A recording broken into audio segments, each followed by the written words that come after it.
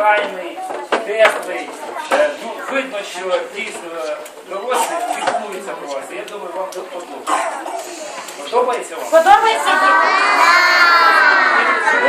Друге, я вже бачу, що тут такий дійсно сформувався вже такий малий, але такий сильний колектив, тому що якщо питають, хтось десь був неслухняний, то своїх не здають.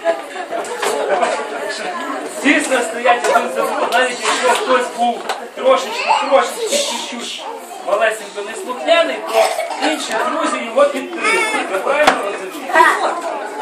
І тому я хочу вам сказати, що сьогодні такий день, як Святого Миколая, вам сьогодні за це, за те, що ви такі дружні, за те, що ви такі слухняні. Також ми приготували до Олександра Сидоровича трошки подаруночки здавати. Він сам вам передає привіт, він не може, тому що він як дітвора теж ходить по 20 дитячих садочкам, але є з нього помічники. Такі подаруночки кожна дитина відтримує, де написано «Ми разом» від Олександра Дмитровича Юракова. Хочу ще сказати вам, Святий Миколай дав нам сильну таку настанову. В цьому році давайте подарунки всім.